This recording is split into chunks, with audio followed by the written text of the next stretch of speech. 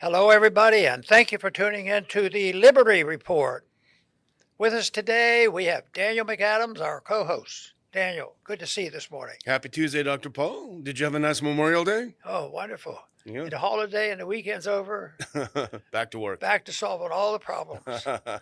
But a few of those problems just keep popping up. Yeah. They don't go away. You get some new ones, but the old ones just stick around, and makes everybody nervous. But before we start in talking about Trump's most recent political statements, which got attention of most of America, he calls people names. Did you know that? Very rude. But we'll be polite, and we will just quote him and nothing else.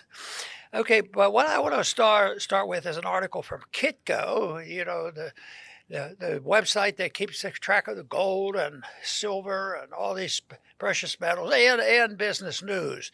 And the headline today that caught my attention was, what's the end game of dollar collapse, depression, inflation, or civil conflict? I think a pretty good question. We've been asking, we try to answer, and a lot of people are talking about it because I think more people are thinking about it than they have in a long, long time because everybody knew it, even way back, even before Bretton Woods broke down, people knew this is the way it would end. Now it's down to the wire, and they're saying, is it going to be next week or next year or whatever? But I want to just comment on the question. It says, what's the end game of the dollar? Is it going to be depression? Is it going to be inflation? Is it going to be civil strife? And I would say yes, yes, yes. All of the above. So it'll come in bits and pieces, and some things will be more dominant than the other. But the one fallacy that I think I want to talk about it for a minute is the fallacy that if there's a slump or depression, almost all politicians say, well, you have to solve the problem by lower interest rates and feed it with money. And they believe they can manipulate the economy's ups and downs and have a smooth, they always talk about, yeah, we can stimulate it, we know that, but we're working on the day when we know how to have a smooth landing. They keep looking for it. That's what they're looking for. But more people now are believing that there's not going to be any smooth landing. But I want to just read a little quote from that article that sort of sums up the frustration about all this. It says, according to data from the Treasury Department, the U.S. now adding roughly $1 trillion to the national debt every 100 days. Whoa. Fair sum of money, driven by rising entitlement costs, defense spending, and interest payments. Net interest on the debt is projected, let's listen to this one, to exceed $1.1 trillion this year, just the interest. Wow. Outpacing defense and Medicare spending. The Congressional Budget Office estimates the federal deficit this year, $2.5 trillion in 2025. All I can say is it's a good thing those liberals didn't win. Yeah, exactly. It's a good thing we have the Republicans in to cut back. But a lot of people knew it wasn't going to happen. I think the people who wanted to cut back are sincere, but they're not sincere with the honesty of knowing what history is all about. Once you get people totally dependent on government debt and government giveaways and this, you can't wean them off. They don't want to be weaned off. You can pretend to do that, but eventually you always have to add on and add on. And this one's going to be horrible. It's up to 36, it'll be $37 trillion. And that means there's going to be a lot of problems. You're going to see a lot of hectic things. And you'd think this would be the top opportunity for them to listen to us on foreign policy. Yeah. And we're going to talk a little bit about foreign policy, about, how are we going to get them to stop? But they never say, maybe we ought to stop by quit feeding the money into all these wars and then borrowing the money and then adding problems for us. Anyway, that's where we are today. I think the deficit's going to go up. I don't think my little talk here is going to slow down anything at all. So I'd like to go ahead and find out who's using this tough and terrible language against our president, and should we try to get them to quiet the concerns? Well, you use the word frustration. That's the appropriate word you use in the context of the economics. But President Trump has expressed some frustration over the weekend, and you can see it now coming. He's done everything he's been told by his advisors. Unfortunately, the ones he listens to aren't the right ones, and it's not working. He keeps doing the same thing, and he's not getting a different outcome. So he was over the weekend. He was interviewed, and we actually have that clip that we should listen to. They asked about President Putin. There have been an increase in drone attacks on both sides, and you might want to grab that earpiece, Dr. Paul. Let's go ahead and watch that clip of President Trump expressing his frustration. Let's full screen that, and let's get rid of that on the upper right-hand corner before we start it. There we go. And here we go. I'm not happy with what Putin's doing. He's killing a lot of people, and I don't know what the hell happened to Putin. I've known him a long time, always gotten along with him, but he's sending rockets into cities and killing people, and I don't like it at all, okay? We're in the middle of talking, and he's shooting rockets into Kiev and other cities. I don't like it at all. President, what do you want to do about that? I'm surprised. I'm very surprised. We'll see what we're going to do. What am I going to tell you? You're the fake news, aren't you? You're totally fake. All right, any other questions? I don't like what Putin is doing, not even a little bit. He's killing people. And something happened to this guy, and I don't like it. I'm not happy. Well, there's lots of things I don't like, I'll tell you. And it's the denial, total denial by establishment, Republicans, Democrats, conservatives, neocons are the worst. And that is no sense of responsibility for their contribution to this ordeal that we're all going to live through. And they just claim that it's all one-sided fault. At the same time, people know that our dollars, our money, and our weapons have stirred up a lot of problems. And I'll bet you would probably agree to a point, and it really hasn't slowed up all that much, all the money and weapons we were sending. No, and there may be some new stuff coming down the pipe if Trump's new turn now. Last week, Putin was fine. We're getting progress. Now he's gone crazy and I don't like him anymore. We're not friends anymore. We're not best buddies anymore. But there was now he followed up that comment. I'm not sure the exact timeline, but with a post on his Truth Social. And if we can put that post up, I'll read a little bit of it. Similar kind of perspective here. He says, I've always had a very good relationship with Vladimir Putin of Russia. But something has happened to him. He's gone absolutely crazy. He's needlessly killing a lot of people. And I'm not just talking about soldiers. Missiles and drones are being shot into cities in Ukraine for no reason whatsoever. And then I'll skip the last part, but that's essentially what he's saying. Now let's dig into this a little bit, Dr. Paul, because he's talking about he's killing a lot of people, if I can do a Trump impression. Now go to the next one. This is Sky News. These missiles that went into Kiev killed at least 12 people. Now that's a tragedy. That's terrible. But 12 people is not a lot of people in a war. And in fact, go to that next clip for some perspective. Israel strikes hit school turned shelter in Gaza, killing at least 36. That's a lot of people, and they're killing more than 100 a day. He's not mentioned anything about Netanyahu killing a lot of people. But anyway, back to this, Dr. Paul. He's saying Putin is launching drones into Ukraine for no reason whatsoever. Well, let's go to the Telegraph, which is an extremely anti-Russia newspaper in the UK, and they reported just before the Russians launched these strikes, Putin's helicopter fended off drone attack. So the Ukrainians, and the big question is, where did they get the intel? They apparently, Dr. Paul, launched drones toward Putin's helicopter when Putin went to Kursk. So that would be number one, why they were angry. Now, number two, this is our good friend Larry Johnson. He put out something, and we have it up on the RPI website too. Larry Johnson is responding to Trump's outburst saying, gee, why would Putin order massive strikes on Ukraine on May 24th and 25th? No reason whatsoever.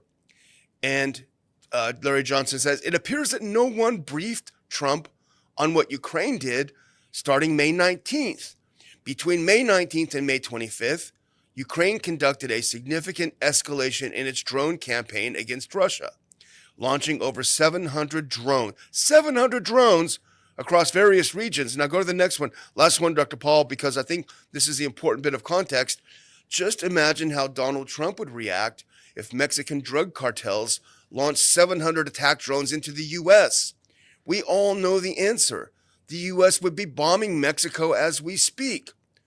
Trump's failure to acknowledge the precipitating actions of Ukraine is a reminder that this man is driven by emotion, not thought or reason. And I think that's important because it's just what you said a minute ago. They never think about what caused this. 2014, all these other things. The only is the reaction. So, 2014 is is a very significant date for these current events, what's happening over there. And in many ways, I lump a couple units or governmental agencies or whatever it is together that are on one side, which I think really precipitated this whole thing. Not that the Russians are angels, but Russia happened to had that whole country for 100 and some years, and it's controversial about what the history is all about. But there were agreements between the West and Russia that we wouldn't be up on their borders. And I see this as a coalition, especially with the coup. There's no doubt it's recorded of us participating in the coup to throw out the government that was getting along with the Russians quite well, and somebody said too well. Yeah. And we don't want like that. And who was involved? Well, NATO was involved. United States was involved. Europe was involved, and they were the ones that decided the borders would be changed, or we were going up to those borders. And just like the point you made, but they don't talk about, why the Russian would retaliate after being hit hard. So it's such a shame. The only thing where I come down on this is that we have a bit of additional responsibility. I thought of it, especially when in Congress, that we have to deal with ourselves, our policies and all. And in that sense, if we have to be critical. But they're blinded to this, that we could participate in it, and I can understand it. But they have to try to separate government action, which leads to big problems, versus the people in the country that we live in, that we love. And you can imagine targeting Putin's helicopter. Can you imagine if President Trump, God forbid, is traveling somewhere on Air Force One and he's going over a country where that country's troops are trying to take down Air Force One? The United States would not respond. That's crazy. Of course they would respond. They would be firing missiles into that country right away. I mean, it was a blatant attempt by Ukraine to kill President Putin in the air. And, those kinds of things are high-risk operations. So, anyway, it's a shame that, there are some good things that President Trump is doing and is trying to do. But these emotional outbursts, I mean, it does remind me of having a teenager at home, He just hair on fire over one thing, and then it's the opposite. He really needs, I think, Dr. Paul, to take a deep breath and stop doing this, But the big problem is a lot of people love that. Yeah, I guess so. They like that. They say, well, you have to have a strong president. You guys are wimps. You're not out doing it. But sometimes, as I've mentioned, that the special interest, the moneyed interest, and the people to stand up against them, to stand up against the military-industrial complex and those neocons who want to dictate. And just think of the influence they have in the Senate. Yeah. And along with the power of the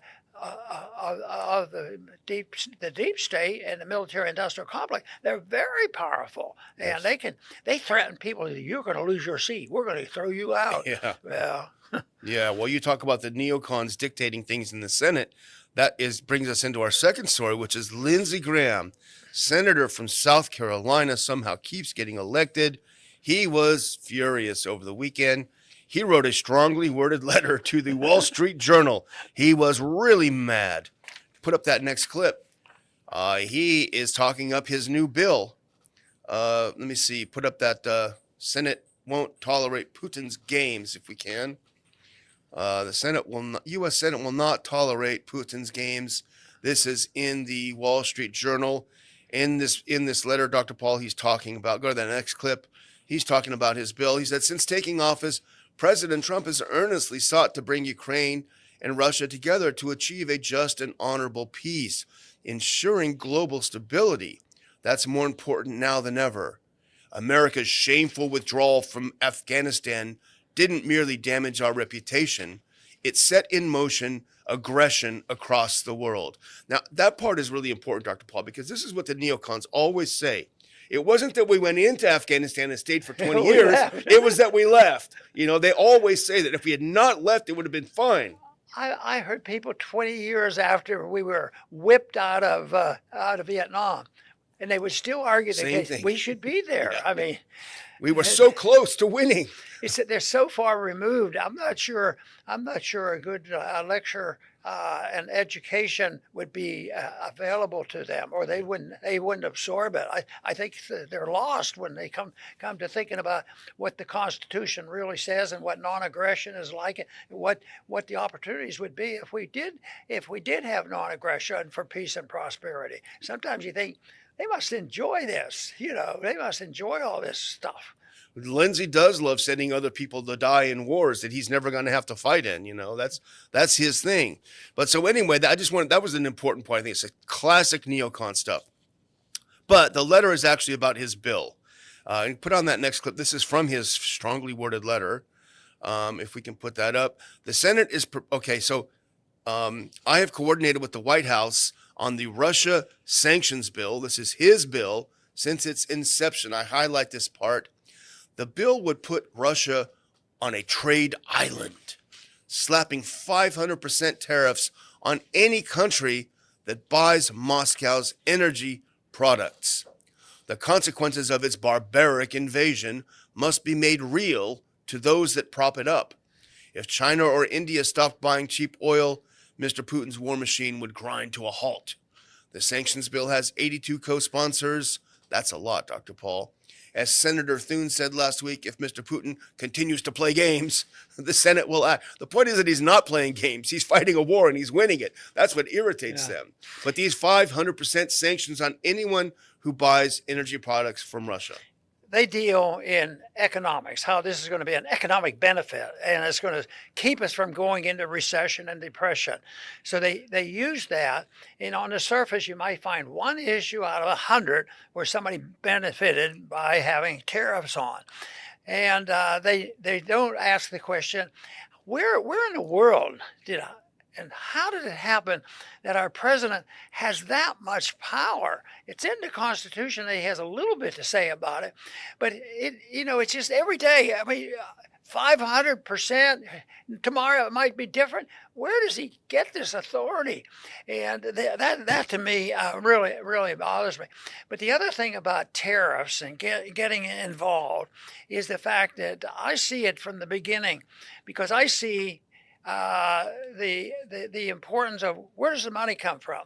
Well, it comes from the people. Well, you have to take it from the people with force. You have to use guns. You send the IRS, and I want your money. But they take the money from the people, and then they are forced to go ahead and do these things.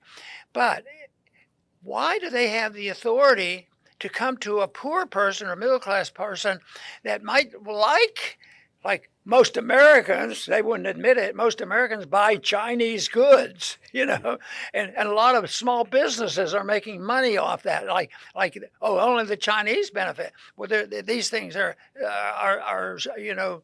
sold, so there's always a profit along the way. But I think the subject they should discuss is, why does the government take away the right of an individual who worked hard and the money belongs to the government? First they say, well, it's taxes. They have to pay a certain percentage. No, they don't have to. We didn't have it that way all the time. They assume it's the government's money, and then they'll allow them to spend it a certain way. I say that the principle of liberty would say, if you work hard, save your money, and invest it the best way, and you don't cheat or steal or kill, and that's a big thing for a government to try to follow those rules. But they should be able to spend their money they want. But tariffs are nothing more than mischief and intervention, and then they don't even want I mean, when you get to Lindsey that far, they're not going to listen to. Yeah. Can you imagine debating him? You know, it would be so much demagoguery that they have to be influenced someplace else. But then again, just like the wars, when the wars persist, well, you left too soon. Yeah. So if we have trouble with the tariffs and they back off, and then the economy gets worse, and they say, "Oh, you quit too soon. We need to have the tariffs back again." Well, you know, it's a bad sign that 82 out of 100 senators have signed on to Lindsey Graham's 500% tariffs bill. And it really isn't a tariff bill. It is a secondary sanctions bill. It sanctions countries that purchase fuel products from Russia. That's what it's all about. And the fact that there are so many, and they promise big. Lindsey Graham says we're going to finally get serious and take them down. Well, go to that next clip, because there is another senator who thankfully is not on this co-sponsor list, someone who has a little bit of sense about him. Put on that a responsible statecraft article. This came last week. A senator by the name of Rand Paul, and he's sober, and he looked at what was going on, and he made a sober analysis instead of an emotional analysis. The headline is, "Imposing 500% tariffs on nations that trade with Russia will backfire." Subtitle, "If Lindsey Graham's bill were to pass, it would cause an economic calamity on a scale never before seen in our country. People should take this seriously." The next clip says that 500% tariffs essentially amounts to an embargo on anyone who trades with Russia. You go to that next clip if you can. He also makes a point, and I did not make a clip of this, but Lindsey Graham and 81 other senators saying this is going to finally tell Russia to change their ways. Well, Senator Paul points out that they have already put 16,000 sanctions on Russia, and it hasn't changed anything. Do they think this additional one is going to finally make them say, "Okay, guys, you got us"? You know, it's a good point. Also, this is something that motivates those who say we're sick and tired of all this, and they go to meetings, and guess what they discuss? It's the BRICS nations are talking about, how are we going to get rid of this dollar? Yeah. Because that would bring the United States down. And the dollar will eventually go, and the empire will end. But it's a heck of a way to make so many people who are totally innocent, suffer as much. But I think it will come, and a lot of people are going to suffer. And my only suggestion when people are desperate to have something to do, will try to stop these monsters who keep saying that war is wonderful and prosperous, and all this regulation, all these taxation, and then they go and you put in the conservatives, and they spend trillions of dollars more in 1 year. Yeah. And then they pretend it's not going to be too serious. Rand the other day was giving a talk about how serious the debt was, or how bad that the bill was in the Senate, and urged the Senate not to, rubber stamp the House version. And boy, he got, really knocked around for that, to suggest there was another way to do it. That's not nice, if you tell the truth. Get with the program. Well, put that next one on. And this is Senator Paul continues. He said, though the bill seeks to punish Russia, it will also punish America's allies and even the United States itself. The global policemen in Washington are so incredulous that they cannot force peace between Russia and Ukraine that they formally abandon even the pretense that their meddling is in America's interest. Now go to the next slide. I just want to get through this really quick. He goes into the specifics of Lindsey Graham's bill. He said specifically the bill directs the president to impose 500% tariffs on all goods and services imported into the U.S. from a country that knowingly sells, ships, transfers, et cetera, petrochemical products that originated in the Russian Federation. The tariff is subject, and I highlight this, to increase by no more than 500% every 90 days, meaning some countries could face 1,000% tariffs in just a few months. So this is the funniest part, though, Dr. Paul, because Senator Paul brought out a real laugher in here, and this made its way through the social media. If you put that next one on. Dozens of countries continue to trade with Russia directly and indirectly, including key strategic allies and even the United States itself. In 2024, the United States imported $624 million worth of enriched uranium and plutonium directly from Russia.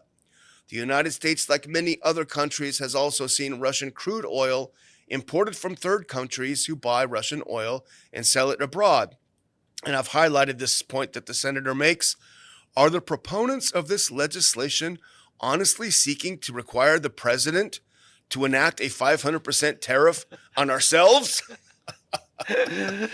You'd like to see, what would it be like if you had a good interviewer put that to Graham, on a live microphone. He cannot answer it. He would probably deny the facts. Oh, no, that can't be true, or something like that. Exactly. Well, the final one on this, Senator Paul's excellent piece in Responsible Statecraft. Never underestimate Washington's ability to make things worse. Well, that is a bumper sticker. That's almost as good as your signature bumper sticker. Keep it up, please. The Sanctioning Russia Act of 2025 will cut off our nose to spite our face. Congress should reject this misguided bill and instead focus its efforts to advance realistic peace negotiations in Ukraine. And this is an important part, pursue policies that advance America's national interests. And in between, I didn't make all the other clips, but he's talking about how much this is actually going to hurt our close allies in Europe that still do trade, despite all their sanctions, still do trade. So we're going to actually hurt our allies in this and be forced to sanction ourselves. Yeah, when you think early on in this thing after 2014, or no, not too many years ago, where it looks like we participated in blowing up, something that would have brought countries together. I think if the gas was coming from Russia into Europe. Yeah, the Nord Stream. Blow it up. Then we were, it has been said that we were involved in that, and the Europeans go along with this stuff. But boy, I'll tell you, it doesn't make a lot of sense. And how the people, the people can't quite comprehend this, but it's amazing to me how they get away with, how the Grahams get away with this. And they're not really called on. Yeah. It's a shame. Well, I'm going to close out if you think we're ready. And I do want to thank Georgist out there for kicking in $40. He was interested in our comparison that some deaths are more important than others, unfortunately, in the world. So thank you for that. And put up that very last clip. I'll remind people I was just checking in this morning on our old friend Bitcoin, and I noticed that it's up very, very high. We would love to have, if you're, we know you want to hold it, that's great. But with it so high, you can give up just a little bit of it and really make a huge impact for the Ron Paul Institute and the Ron Paul Liberty Report. Keep us going. If you do want to discuss making a substantial Bitcoin donation, you can leave that up if you don't mind for a second. You can email me at dmcadams@ronpaulinstitute.org and let's discuss it. Otherwise, you can scan the QR code here using your wallet app and make that contribution with Bitcoin. Don't give up too much coin and make a huge impact. Of course, the Ron Paul Institute is a 501c3, so your contribution will be tax deductible. And we thank you for your help. We rely on your help to continue going. Over to you, Dr. Paul. Very good. Well, I don't know whether we should be celebrating the fact that Trump is tough and he's going to stand up to these bad people. And first you have to do is have strong language, and our president is not bashful. He's quite willing to say what he's thinking, and a lot of people love it. Sometimes I think it's good when he's talking about the right things about we don't need to start a war. We should be ending wars. That's excellent. But when he goes and then the debate gets a little confusing, so his opposition might be on the right track, and it could be sorted out with, maybe sitting down and having some diplomats talk it over. But my first reaction to name calling, and the one side calling the leader of the other country that he likes and gets along with quite well, and that is they're crazy. He's a crazy man. Well, he didn't really mean that. Who knows what? But I tell you what, that just isn't the language of people getting along.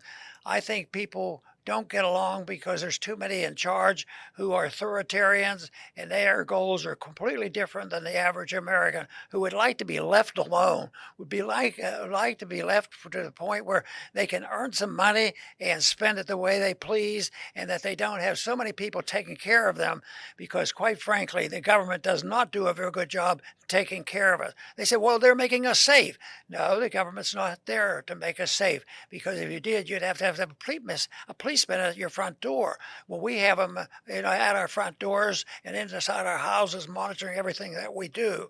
So I would say that a society that emphasizes personal liberty and means it, and the government's there for that reason, and not to take care of us, and not be willing to destroy the monetary system and endorse the whole principle of counterfeiting, we'd all be a lot better off. And of course, we defend these principles by just reading the Constitution. I want to thank everybody for tuning in today to the Liberty Report. Please come back soon.